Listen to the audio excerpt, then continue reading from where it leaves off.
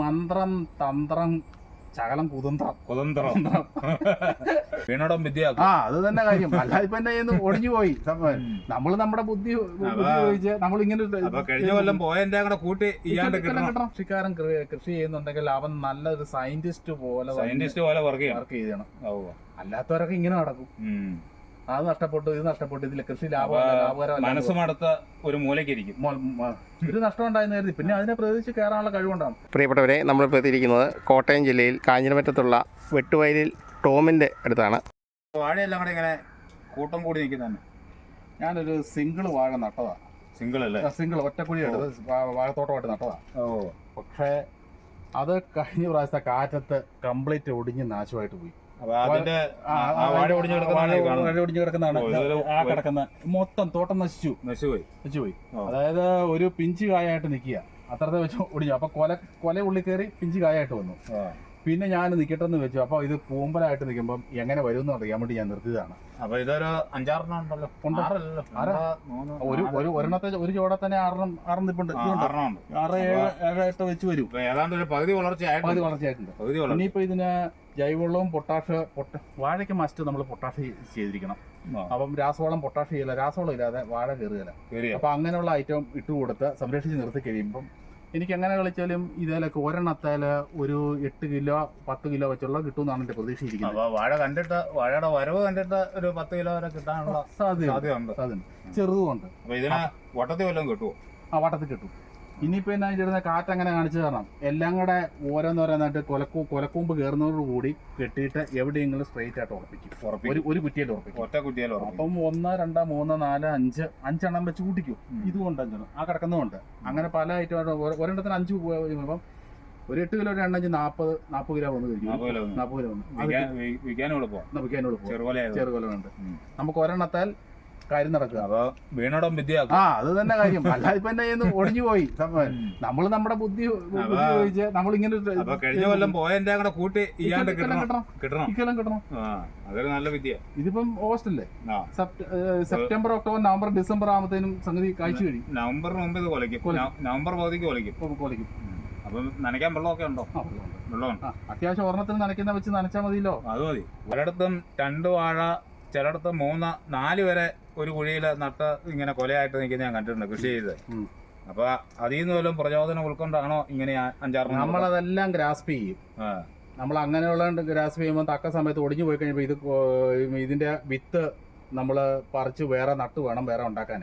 പക്ഷെ ഞാൻ നോക്കിയപ്പോ ഇത് എന്നാ സംഭവിക്കും നമുക്കൊന്ന് അറിയാൻ വേണ്ടി പരീക്ഷണാടിസ്ഥാനം ഈ തോട്ടം മൊത്തം പരീക്ഷണാടിസ്ഥാനത്തിൽ ഇനി ഇത് വിജയകരമാണെങ്കിൽ ഭാവിയിൽ ഇങ്ങനെ വരും.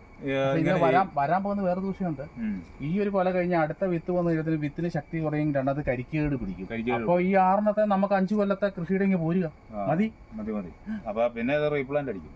പിന്നെ പറിച്ച് കളയിപ്പിച്ചിട്ട് തോട്ടം ക്ലീൻ ചെയ്ത് റീപ്ലാന്റ് എടുക്കുക. വിത്ത് പോലും എടുക്കുകയല്ല, കരിക്ക് കയറും ഉറപ്പാ. 2 വർഷം കൂടി നിന്നാൽ കരിക്ക് കയറാൻ കയറാറുണ്ട്. വരുന്ന പോലെ നമ്മൾ നോക്കണ്ട. അപ്പം കഴിഞ്ഞ കൊല്ലം ഒറ്റ എണ്ണത്തെ കിട്ടുന്ന ഈ ഇവിടുത്തെ 5 എണ്ണത്തിലായി. 6-7 വരെയും പോയതുകൊണ്ട് 4 കൂട്ടിക്കൂ. അപ്പൊ ഈ ഡിസംബറിലെ കൊലയാ നമുക്ക് നമ്മുടെ ഇന്ത്യയിലുള്ളത്. 300 വാഴ, 300 കുഴി. അപ്പം 300 കുഴി 1500 വാഴയായി. വേണ്ട 4000 രൂപ കൂട്ടിക്കൂ. 312 1000 കൊല കൊടുക്കാൻ കിട്ടിക്കൂ. 1000 രൂപ. അപ്പൊ കഴിഞ്ഞ കൊല്ലത്തിന്റെ നഷ്ടവും ഈ കൊല്ലത്തിന്റെ നഷ്ടവും അരവാഴ എനിക്ക് കിട്ടി. അരവാഴ വളം ഒരു 2 വളവല്ലേ വരുന്നുള്ളൂ. അപ്പൊ ഏതാ ലാഭം? അപ്പൊ ഇങ്ങനെയുള്ള പ്രായോഗിക ബുദ്ധി നമ്മള് പ്രയോഗിക്കണം. കൃഷിയിൽ പ്രായോഗികമാണ്. അതായത് മന്ത്രം തന്ത്രം ശകലം കുതന്ത്രം ഇതൊന്ന്. ഒരു കൃഷിക്കാരൻ മന്ത്രം തന്ത്രം ദൈവം വിചാരിക്കും കാറ്റ കാര്യങ്ങൾ മന്ത്രം തന്ത്രം എന്ന് പറഞ്ഞാൽ ഇങ്ങനെയുള്ള കാര്യങ്ങൾ പിന്നെ ബിസിനസ് കാര്യങ്ങൾ ഇതെല്ലാം തന്നെ. അപ്പൊ ഇത് കൊലയായിട്ട് പിന്നെ കുതന്ത്രം അത് സംഭവം അതാണ്. അത് തോട്ടം നശിച്ചു ഉടനെ നമ്മൾ നഷ്ടപരിഹാരത്തിന് നടത്തിയിട്ട് കാര്യമില്ല. പ്രകൃതി എന്ത് തരുന്നോ അതിനെ പ്രതിരോധിച്ച് കയറാനുള്ള കഴിവ് നമ്മൾ ആർജിച്ചെടുക്കുക എന്നുള്ളതാണ് അതിന്റെ അകത്തെ കാര്യം. കൃഷിക്കാരൻ എപ്പോഴും ഞാൻ പറയുന്ന ഒരു വാക്കുണ്ട്, പട്ടാളക്കാരന്റെ ഒരു പ്രവൃത്തി. അപ്പം ലാൽ ബഹദൂർ ശാസ്ത്രി ജയ് ജവാൻ ജയ് കിസാൻ എന്ന് പറഞ്ഞ വെറുതെ അല്ല.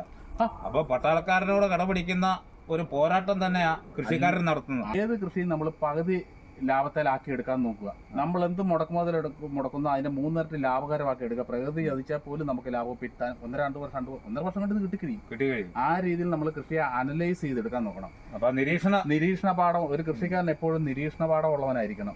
അവനത് കാര്യങ്ങളെ പറ്റി മാർക്കറ്റ് മനസ്സിലാക്കണം.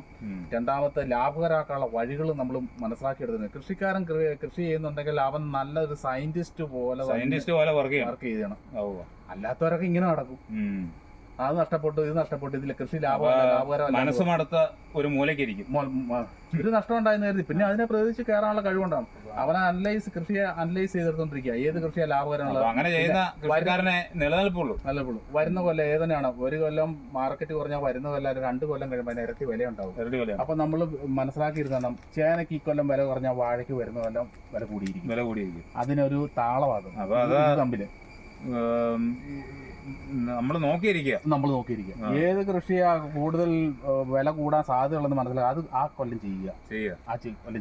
അതിനെ പ്രത്യേകിച്ച് ഒരിടത്തും പോയി പഠിക്കേണ്ട കാര്യമില്ല. നമ്മള് നിരീക്ഷണ പാഠത്തിൽ കൂടി നമ്മൾ എടുക്കാന്നുള്ളത്. നമ്മൾ സ്വന്തം മനസ്സിലാക്കി കാര്യങ്ങൾ ചെയ്യുന്നതെന്ന് വെച്ചാൽ 100 ഒരു ട്രെൻഡാണ്. ഒരു കഴിഞ്ഞ കൊല്ലം വാഴ അല്ല ഇക്കൊല്ലം വാഴ, കഴിഞ്ഞ കൊല്ലം വാഴയ്ക്ക് 70 കിലോ കിട്ടി, 70 രൂപ കിട്ടി. ഉടനെ ഓടിപ്പോയി 1000 വാഴ നട്ടു. പിറ്റത്തെ കൊല്ലം കിട്ടാൻ പോകുന്നത് 35 രൂപയാണ്. ഇവന് പണിക്കൂലിയും കാര്യങ്ങളും 40 രൂപയല്ല. ചെയ്യരുത്. ചെയ്യേണ്ട എന്നാ ചേട്ടന്നാൽ അത് മനസ്സിലാക്കി ഇരുന്നിട്ട് ഈ വില കുറഞ്ഞ സമയത്ത് ചെയ്തില്ല. പിറ്റത്തെ കൊല്ലം അവന് 70 അല്ല 80 രൂപ ആയിരിക്കും. ഞാനങ്ങനെ ചെയ്യുന്നത്. അപ്പൊ അതുകൊണ്ടാണ് നമ്മൾ പിടിച്ചിരിക്കുന്നത്. എനിക്ക് കൃഷി ഒരിക്കലും നഷ്ടം വന്നിട്ടില്ല. വീഡിയോ ഇഷ്ടപ്പെട്ടാൽ ലൈക്ക് അടിക്കുകയും നിങ്ങളുടെ അഭിപ്രായങ്ങളും നിർദ്ദേശങ്ങളും കമന്റായി താഴെ രേഖപ്പെടുത്തുകയും ചെയ്യുമല്ലോ.